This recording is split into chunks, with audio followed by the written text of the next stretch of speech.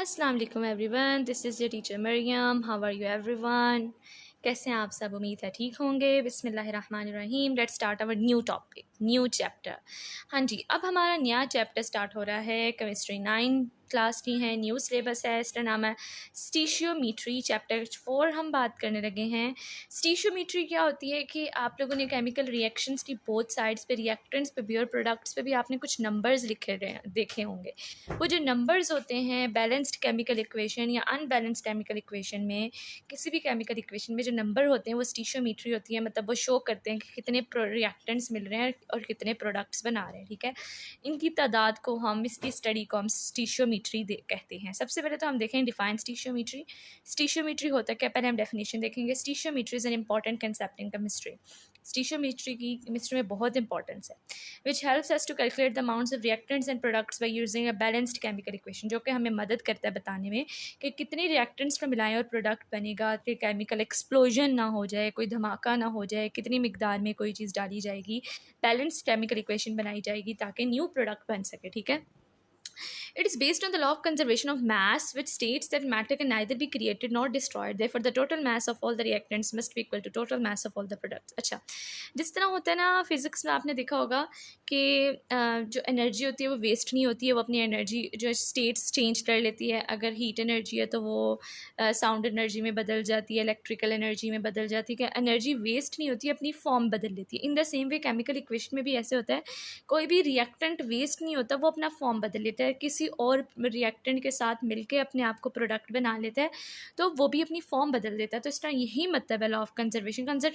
Conservation का मतलब होता है बचाना। ठीक है, कि जितने रिएक्टेंट्स मिल रहे हैं वो मिलके क्या बना रहे हैं, प्रोडक्ट्स। उसका जो हमारे पास आ रहा है आंसर वो प्रोडक्ट है, और वो उतनी ही उसकी मिकदार है जितनी दो रिएक्टेंट्स को मिलाने से बन रही है। ठीक है, ये हमारे पास डेफिनेशन आ रही स्टीशियोमीट्री की यहाँ तक, equal to the total mass of all the products. Okay, यहाँ तक आप लोगों ने स्टीशियोमीट्री की डेफिनेशन करनी है।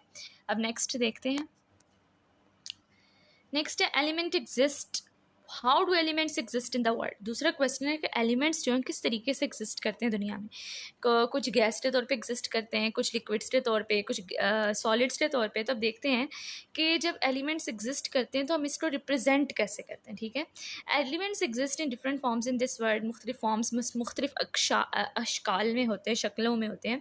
There are elements which exist in the form of aggregate of atoms. कुछ एलिमेंट्स ऐसे होते हैं जो बहुत सारे एटम से मिल के बने होते हैं। ठीक है, एग्रीगेट का मतलब होता है किसी चीज़ का मजमुआ, किसी चीज़ को मिला के बनना। ठीक है, ग्रुप ऑफ एटम्स को हम एग्रीगेट भी कह सकते हैं। These elements are represented by the symbols alone. इन एलिमेंट्स को हम इनके सिंबल से जाहिर करते हैं, जैसे Na, sodium, calcium, carbon, iron etcetera. On the other hand elements like O2, N2H2, nitrogen, oxygen, hydrogen exist as discrete molecules in which the atoms are chemically bonded to each other. मतलब ये खाली atom, अकेला atom exist नहीं करता, तो दूसरा atom उसके साथ, जैसे खाली O एग्जिस्ट नहीं करेगा, O2 एग्जिस्ट करेगा। मतलब कि दो एटम्स मिलकर मॉलिक्यूल बनाएंगे और वो एग्जिस्ट करेंगे, वरना खाली ऑक्सीजन एग्जिस्ट नहीं करता। इसी तरह से नाइट्रोजन भी अकेला एग्जिस्ट नहीं करता, हाइड्रोजन भी अकेला एग्जिस्ट नहीं करता।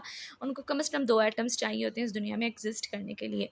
इन ozone 3 atoms of oxygen bonded to each other, so its chemical formula is O3। Ozone में कितने एटम्स बॉन्ड हुए होते हैं?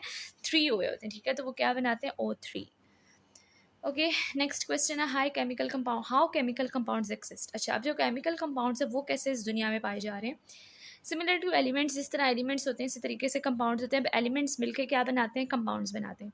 Chemical compounds also exist in different forms. Common salt sodium chloride exist in form of ions which are bonded together in the form of crystal. Sodium chloride दो elements है, sodium अलग है, chloride अलग है, वो मिलके क्या बन गया? कंपाउंड बन गया। ठीक है, वो आयंस के तौर पे एग्जिस्ट करते हैं और वो जब एक दूसरे के साथ जुड़ जाते हैं तो क्रिस्टल्स बना देते हैं। Since ratio between is ion is 1:1, sodium chloride is represented by formula unit NaCl। Similarly the other ionic compounds represented by there formula units. इस जिस तरह के NaCl शो कर रहे हैं ना, फार्मूला यूनिट्स हम इस्तेमाल करें NaCl, मतलब केमिकल फार्मूला से हम इसका बता रहे हैं। वैसे फुल फॉर्म में सोडियम क्लोराइड लिखते हैं लेकिन शॉर्ट फॉर्म में NaCl। इसी तरीके से जो दूसरे आयनिक कंपाउंड्स हैं वो भी इस तरीके से एग्जिस्ट करते हैं, जैसे कि एग्जांपल CaCl2, KBr, BaCl2, लेकिन उनके अंदर एटम आयंस की जो तादाद मुख्तलिफ होती है। जैसे NaCl, एक आयन सोडियम का, एक आयन क्लोरीन का, लेकिन बाकी में CaCl2 में एक आयन कैल्शियम का लेकिन दो आयन्स क्लोरीन के। ठीक है, ये डिपेंड करता है वैलेंस शेल पे ना, कि आखिरी शेल में कितने इलेक्ट्रॉन्स है, वो कितने एटम्स को अपने साथ बॉन्ड कर सकता है। ठीक है, ये हो गया हाउ केमिकल कंपाउंड्स एग्जिस्ट। उसके बाद नेक्स्ट क्वेश्चन है हमारा व्हाट इज़ केमिकल फार्मूला। अब केमिकल फार्मूला क्या चीज़ है, हम केमिकल को जिस फार्मूला से रिप्रेजेंट करते हैं हम उसको केमिकल फार्मूला कहते हैं। A chemical compound is thus represented by chemical formula which is called the molecular formula. Chemical formula का दूसरा नाम होता है मॉलिक्यूलर फार्मूला, ये मतलब कितने मॉलिक्यूल्स मिला के इस कंपाउंड को बना रहे हैं।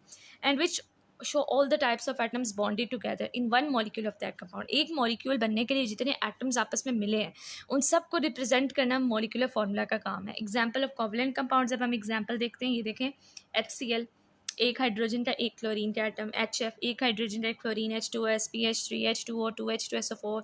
ये देखिए H2SO4 का मतलब है 2 हाइड्रोजन का एक सल्फर का 4 एटम्स ऑक्सीजन के। तो ये क्या चीज़ है, केमिकल फार्मूला, या इसका दूसरा नाम है मॉलिक्यूलर फार्मूला, के हमें सारे एटम्स भी बताए गए हैं कि एक मॉलिक्यूल को बनाने के लिए कितने एटम्स जुड़ रहे हैं। ओके, नेक्स्ट देख लेते हैं define empirical formula. Empirical formula क्या है, ये हमने पिछली जो थी ना पुरानी बुक से वही डेफिनेशन है। Empirical formula for compound shows the simplest whole number ratio of atoms present in the compound. मतलब कि कितने सिंपलेस्ट हो, जितनी ज़्यादा इसमें एटम्स हैं, सिंपलेस्ट बता सकते हैं कि एक जो मॉलिक्यूल है या कंपाउंड है कितने एटम्स से मिलकर बन रहा है, उसकी सिंपलेस्ट रेशियो। ठीक है, all the ionic compounds represented by empirical formula. सारे आयोनिक, याद रखिएगा, जितने भी आयोनिक कंपाउंड्स जो भी आयन से मिलकर बनते हैं वो एम्पिरिकल फार्मूला से रिप्रेजेंट किए जाते हैं। This formula show the simplest ratio present between these ions. The empirical formula of calcium fluoride is CaF2।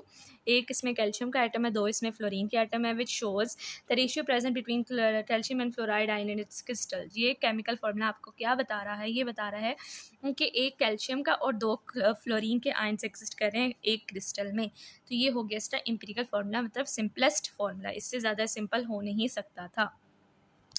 I hope so आपको अच्छे तरीके से समझ आई होगी। अगर कोई क्वेश्चन है, ये ना मैंने आप लोगों को बड़ा सा पेज था, मैंने आपको इसके छोटे छोटे ना शॉर्ट आंसर्स बना के दे दिए, 2 एग्जांपल्स हैं, आप लोग एक एग्जांपल भी चूज़ कर सकते हैं।